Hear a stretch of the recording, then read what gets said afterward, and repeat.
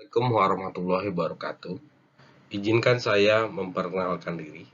Nama saya Andi Novendi dari kampus Pancasakti dengan materi yang ingin saya sampaikan terkait PPKN dengan dosen pengapu Bapak Muhammad Rosyidi SEMM. Di sini saya ingin menjelaskan beberapa poin terkait materi yang ingin saya sampaikan. Ada 6 poin materi yang ingin saya sampaikan. Yang pertama terkait urgensi harmoni kewajiban dan hak negara dan warga negara. Kedua, mengapa diperlukan harmoni kewajiban dan hak negara dan warga negara Indonesia. Yang ketiga terkait sumber histori, sosiologis, politik tentang harmoni kewajiban dan hak negara dan warga negara Indonesia.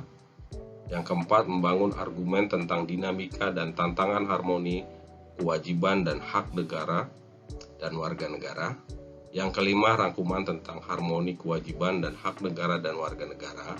Kemudian yang terakhir tentang praktek kewarganegaraan. Masuk ke dalam materi pertama, urgensi harmoni kewajiban dan hak negara dan warga negara.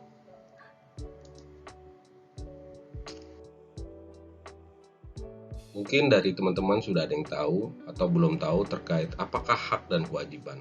Di sini saya ingin menjelaskan.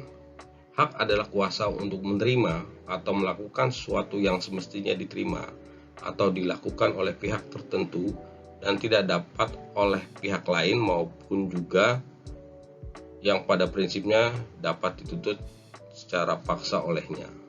Itu merupakan hak. Wajib adalah beban untuk memberikan sesuatu yang semestinya diberikan atau diberikan oleh pihak tertentu, tidak dapat oleh pihak lain maupun juga dapat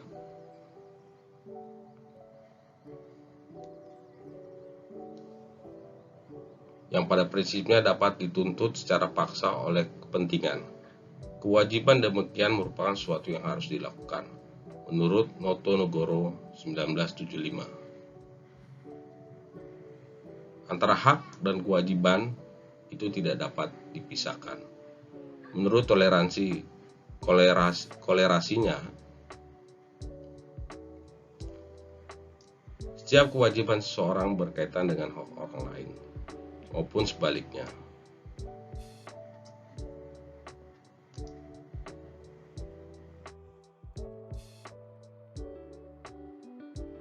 Guna merealisasikan kewajiban warga negara, negara mengeluarkan berbagai kebijakan dan peraturan yang mengikat warga negara dan mewajibkan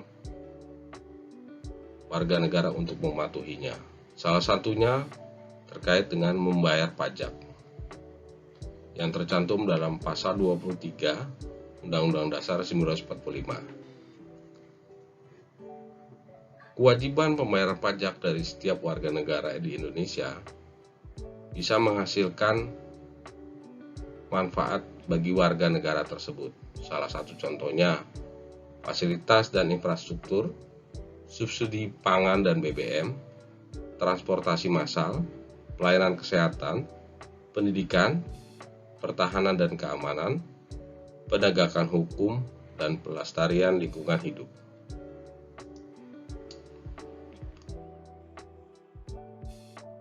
Lanjutkan ke dalam materi kedua. Mengapa diperlukan harmoni kewajiban dan hak negara dan warga negara Indonesia?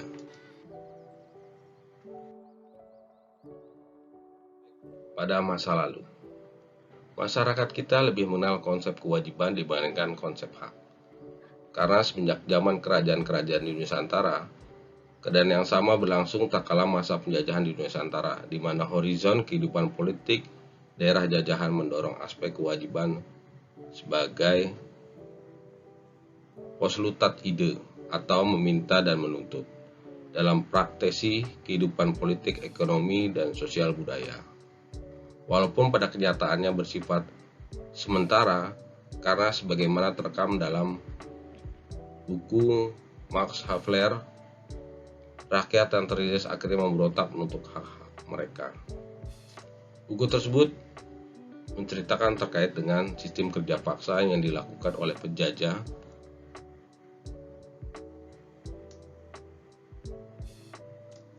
sehingga banyak masyarakat yang menuntut atas hak-haknya.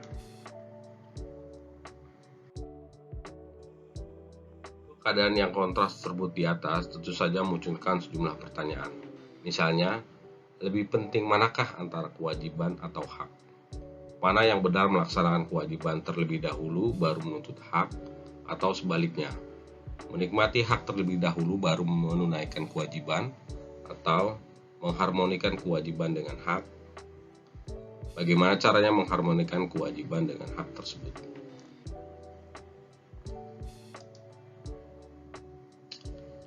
Lanjutkan ke dalam materi kedua.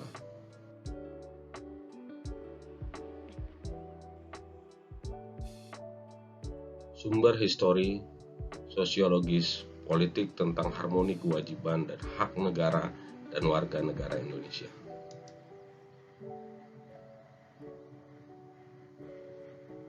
Sumber historis.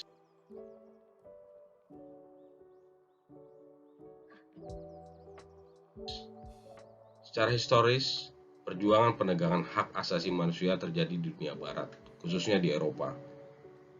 Adalah John Locke, seorang filosofis Inggris pada abad ke-17 yang pertama kali merumuskan adanya hak alamiah, natural right, yang melekat pada setiap diri manusia, yaitu hak atas hidup, hak kebebasan, dan hak milik.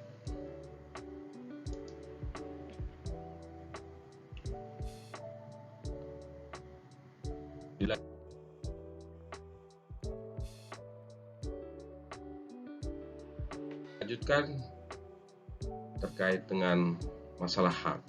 Pada piagam perjanjian antara Raja John dari Inggris dengan para bangsawan, atau kita sebut dengan perjanjian Magna Carta pada tahun 1215. Isinya adalah pemberian jaminan kepada hak oleh raja kepada para bangsawan beserta turunannya, seperti hak untuk tidak dipenjarakan tanpa adanya pemeriksaan pengadilan. Jaminan ini diberikan sebagai balasan atas bantuan biaya pemerintah yang telah diberikan oleh bangsawan.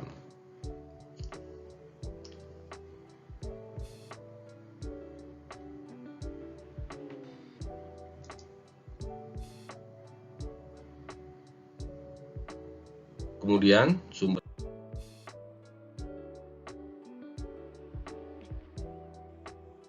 yang lainnya adalah Revolusi Amerika pada tahun 1276. Perang kemerdekaan rakyat Amerika Serikat melawan penjajah Inggris disebut dengan Revolusi Amerika. Declaration of Independence atau Deklarasi Kemerdekaan Amerika Serikat menjadi negara merdeka pada tahun 1776, tepatnya 4 Juli. Merupakan hasil dari revolusi ini.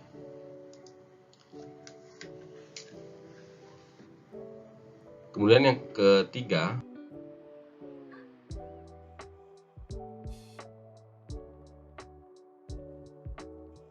Revolusi Prancis pada tahun 1789. Revolusi Prancis adalah bentuk perlawanan rakyat Prancis kepada rajanya sendiri, yaitu Louis ke-14, yang melakukan tindakan sewenang-wenang dan absolut. Dari revolusi ini menghasilkan pernyataan hak-hak manusia dan warga negara. Pernyataan ini memuat 3 hal: hak atas kebebasan, kesamaan, dan persaudaraan.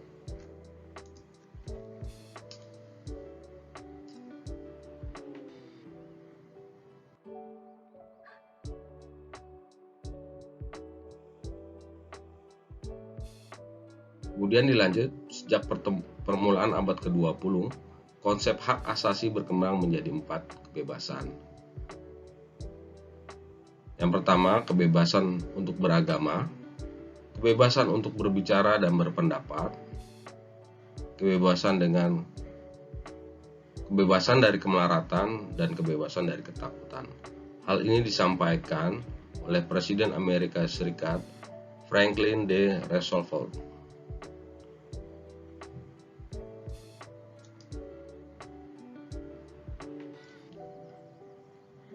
Sumber politik.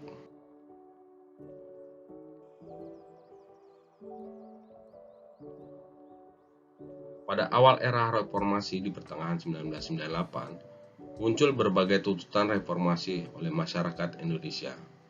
Beberapa tuntutan reformasi itu adalah mengamandemen Undang-Undang Dasar Negara Republik Indonesia, menghapus doktrin dui fungsi Angkatan Bersenjata Republik Indonesia, menegakkan supremasi hukum, penghormatan hak asasi manusia, serta pemberantasan korupsi, kolusi, dan nepotisme atau KKN.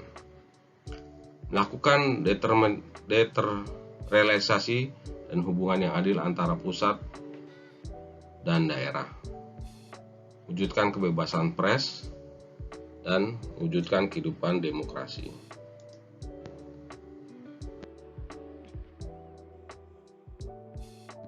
Empat, membangun argumen tentang dinamika dan tantangan harmoni kewajiban dan hak negara dan warga negara.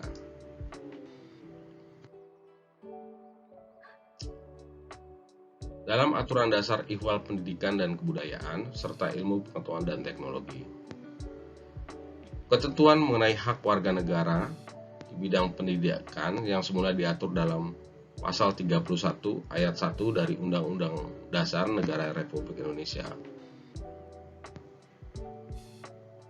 Dalam rumusan naskah aslinya, ayat 1, tiap-tiap warga negara berhak mendapat pengajaran. Kemudian mengalami perubahan menjadi setiap warga negara berhak mendapatkan pendidikan. Perubahan Undang-Undang Dasar 1945 Negara Republik Indonesia juga memasukkan ketentuan baru tentang upaya pemerintah dalam mewujudkan ilmu pengetahuan dan teknologi. Rumusannya terdapat pada Pasal 31 Ayat 5 Undang-Undang Dasar Negara Republik Indonesia. Pemerintah memajukan ilmu pengetahuan dan teknologi dengan menjunjung tinggi nilai-nilai agama dan persatuan bangsa untuk memajukan peradaban serta kesejahteraan umat manusia.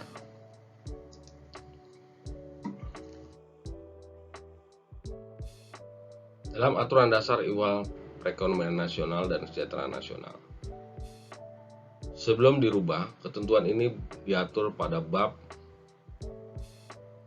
14 dengan judul Kesejahteraan Sosial dan terdiri atas dua pasal, yaitu pasal 33 dengan 3 ayat dan pasal 34 tanpa ayat. Setelah perubahan, Undang-Undang Dasar Negara Republik Indonesia, judul bab menjawab perekonomian nasional dan kesejahteraan sosial, terdiri dari dua pasal, yaitu pasal 33 dengan 5 ayat dan pasal 34 dengan 4 ayat.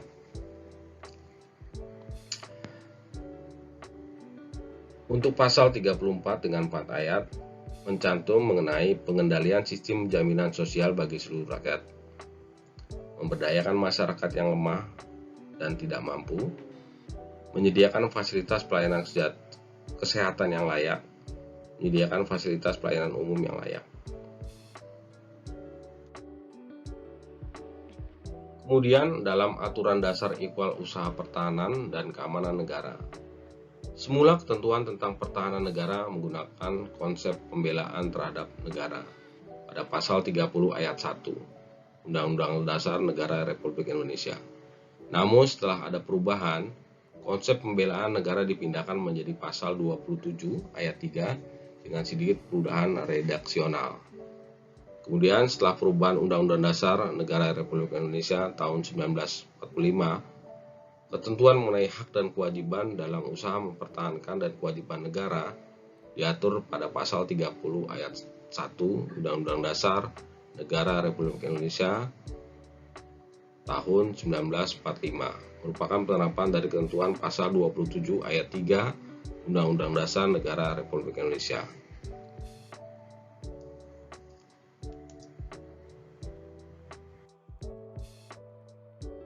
Kemudian, dalam aturan dasar Ihwal Hak dan Kewajiban Asasi Manusia, menghormati terhadap hak asasi manusia pasca amandemen Undang-Undang Dasar Negara Republik Indonesia tahun 1945 mengalami dinamika yang luar biasa. Jika sebelumnya perihal hak-hak dasar warga negara yang diatur dalam Undang-Undang Dasar Negara Republik Indonesia hanya diperkuat pada pasal 27, 28, 29, 30, 31, 32, 33, dan 34, setelah amandemen keempat Undang-Undang Dasar Negara Republik Indonesia tahun 1945, aturan dasar mengenai hal tersebut diatur tersendiri di bawah judul Hak Asasi Manusia atau HAM. Di samping mengatur perihal hak asasi manusia, diatur juga ikhwal kewajiban asasi manusia.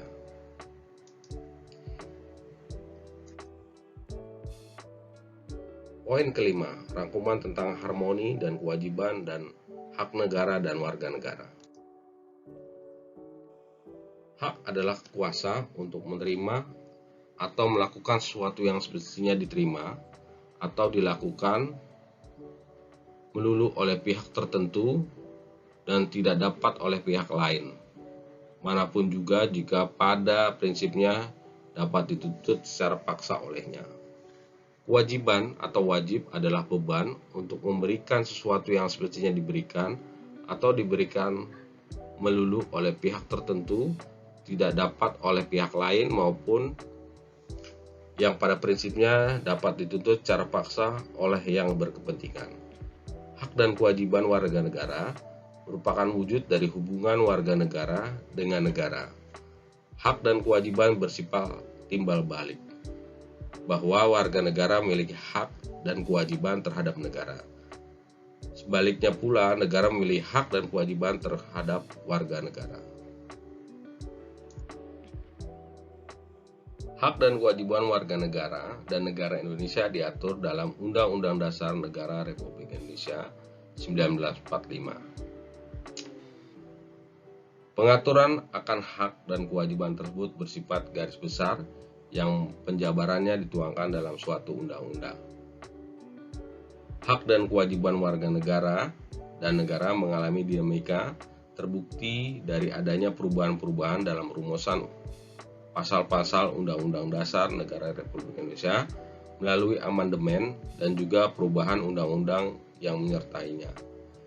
Jaminan akan hak dan kewajiban warga negara dan negara dengan segala dinamikanya diupayakan berdampak pada terpenuhnya 144 keseimbangan yang harmonis antara hak dan kewajiban negara dan warga negara.